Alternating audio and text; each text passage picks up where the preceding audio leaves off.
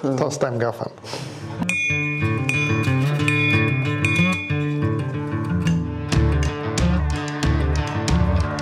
Det är väl en grej. Jag skulle ha haft en ren där.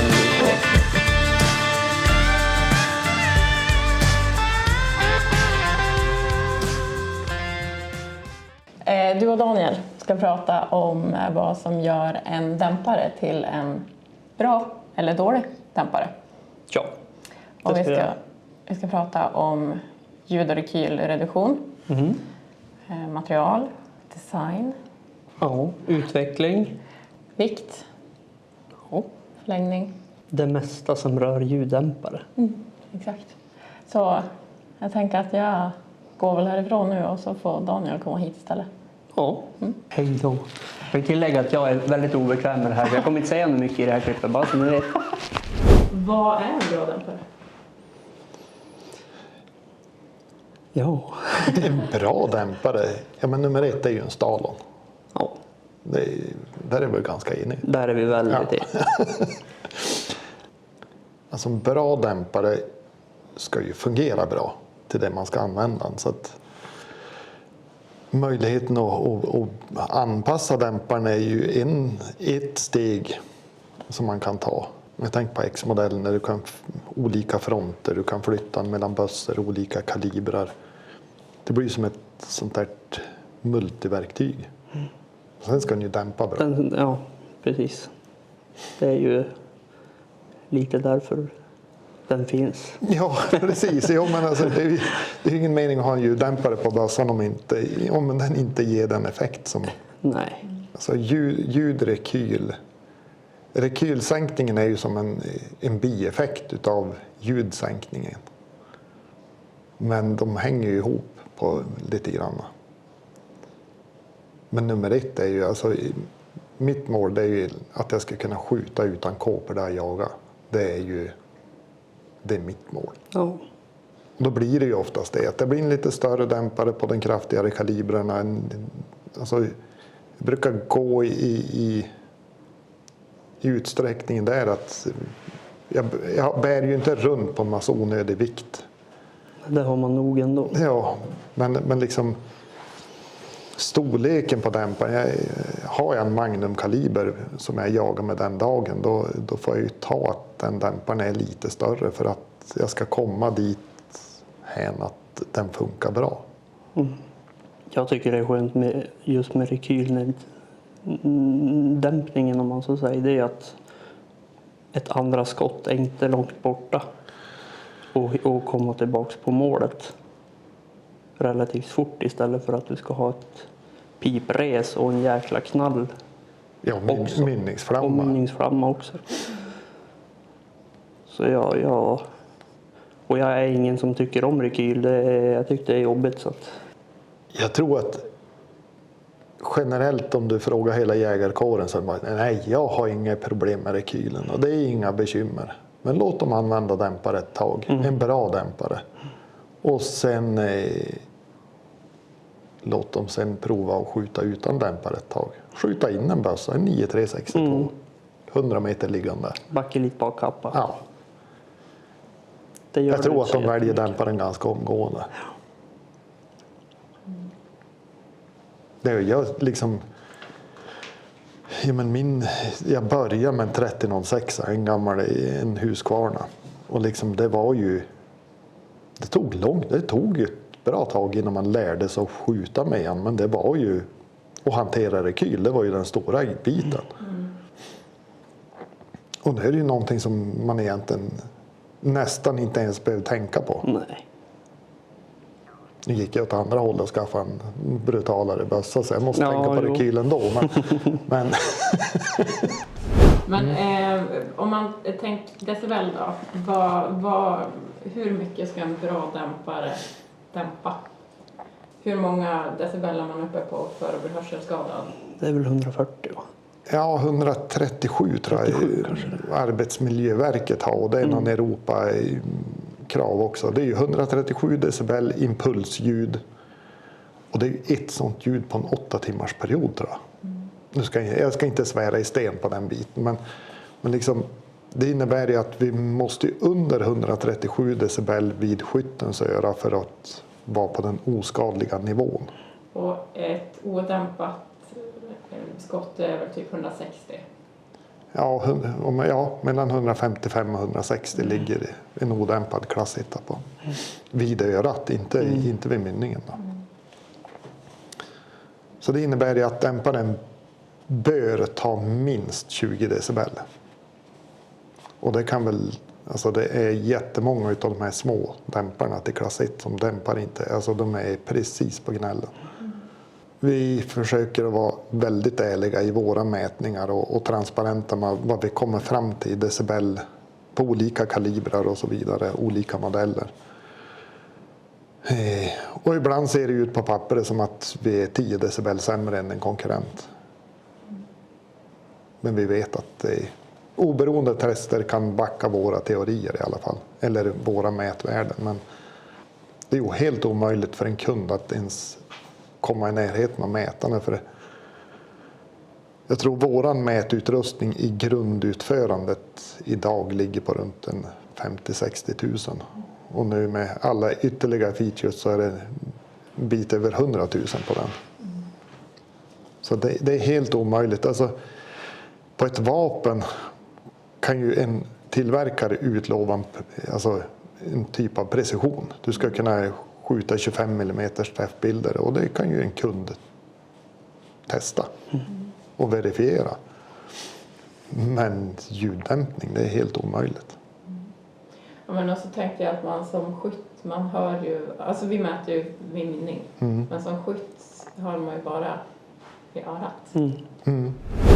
Ja men okej, bra dämpare och dåliga dämpare. Vad spelar vikt och förlängning för roll? Ja, du ska ju ha en bra ljuddämpning till en lågvikt och så kort som möjligt. Det är väl egentligen det alla jobbar för. Ja. Vi prioriterar ju väldigt mycket den korta förlängningen. Ja. Och då blir det ju det att vi kanske inte har den mest slimmade dämparen. För någonstans, ju mer slimmad eller mindre diameter, då får du fara på längden framåt. Och det är inte riktigt vår filosofi på den biten. Och sen är det ju en kompensation. Liksom en tung dämpare, ja men den är ju mest troligt mest hållbar. För långvarigt skytte, det tar längre tid att värma upp och så vidare. Så att där är det att hitta en balansgång på vad behöver en jägare rent generellt. Alltså vad har vi för parametrar? Ja, men några vill ha det där ultralätta. Men oftast så hamnar man någonstans. En bössa väger ju någonstans 3 kilo, 3,5 uppemot 4. Och det skiljer ju inte jättemycket mellan tillverkarna heller. Och det kommer nog att göra någonstans i slutändan på ljuddämparbiten också. Det kommer att finnas några extremlätta. Men de andra kommer att hamna i ett visst segment för att det ska vara hållbart och långvarigt. Men det är mycket lättare att göra en lång dämpare framför mynning än en kort. Ja, men XC149, det är den största dämparen från Stahlon. Men den är ju faktiskt inte jättestor. Nej, det är den inte. Nej, men, alltså, jättemånga av våra konkurrenter, de förlänger ju den här biten. Det är deras standarddämpare. Och det här är våran extra dämpare. Alltså hela bakdelen går ju över. Ja, vi har ju pipan ungefär där. Just framför guldringen. Och decibelmässigt så matchar ju den här dämpare som är 60 och 65 i diameter. Och, ja, vissa är väl upp mot 16 i förlängning. Så att, och jag menar, det här är ju ändå vår största skapelse. Ja. Men här är ju ett resultat av då vi tar den teknik som vi har på den korta, alltså 108-fronten som är bara där. Där vi ligger väldigt bra decibelmässigt. Men fortsätter man att modifiera den tekniken så kommer man ju på 15 cm förlängning på en jätteeffektiv dämpare. Nu när vi pratar om förlängning, om man vilken situation man befinner sig i. När spelar förlängningen faktiskt roll? Min filosofi är att är du en passkytt, då ska du ha så bra ljuddämpning som möjligt på ditt vapen. Är du en hundförare, då ska du ha en smidig ljuddämpare. Du ska vara inne i snår och gå och det är trångt ibland. Och då ska inte dämparen ställa till det. Men är du stillasittande och pyschjägare, då ska du vara ute efter ljuddämpning. Det är min filosofi i alla fall. Och jag gillar ju inte långa...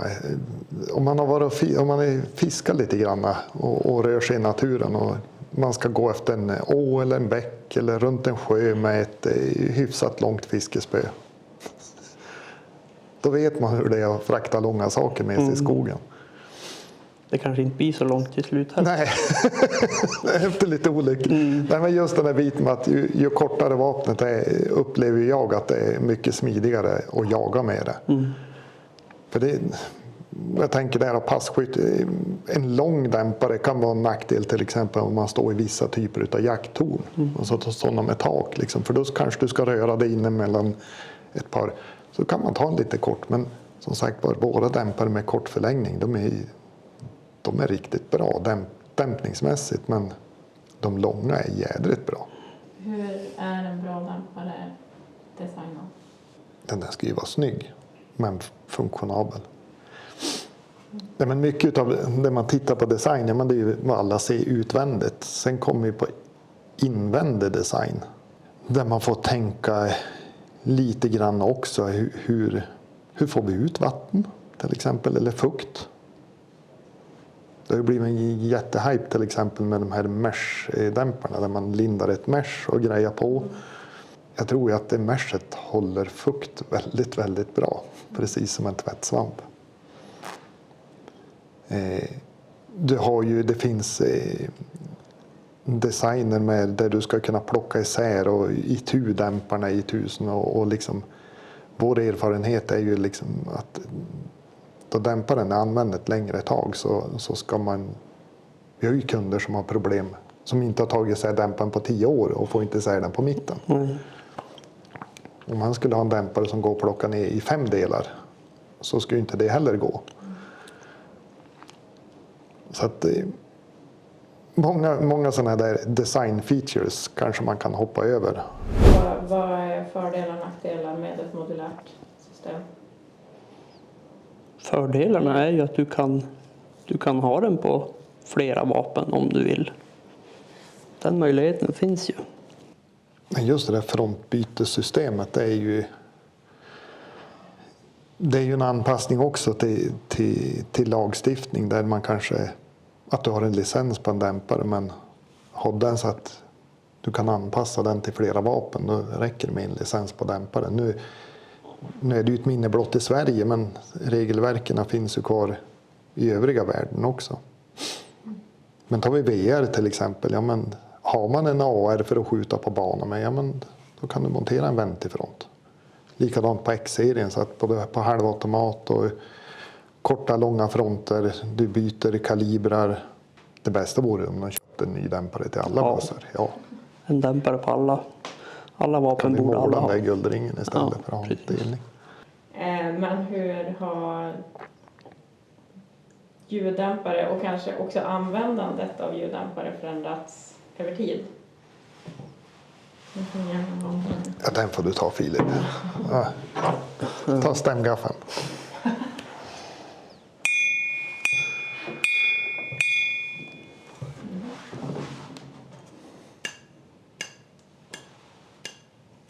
Det är väl en grej. Och skulle vi haft en våg här nu så skulle vi väl kanske känna att den här äldre sortens dämpare var solida och skulle hålla att, jag vet inte vad, göra. Där har det ju hänt lite grann också. Men det kan väl vara en sån här designgrej som jag pratar om. Alltså, våra dämpare, allihopa är gjort med en liten förhöjnad i mitten.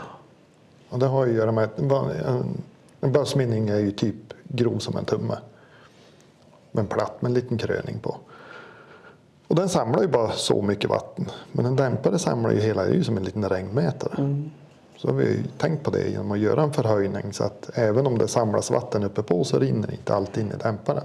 Vad smart, jag har aldrig vetat. Det här var ju som en tratt Ja, i princip.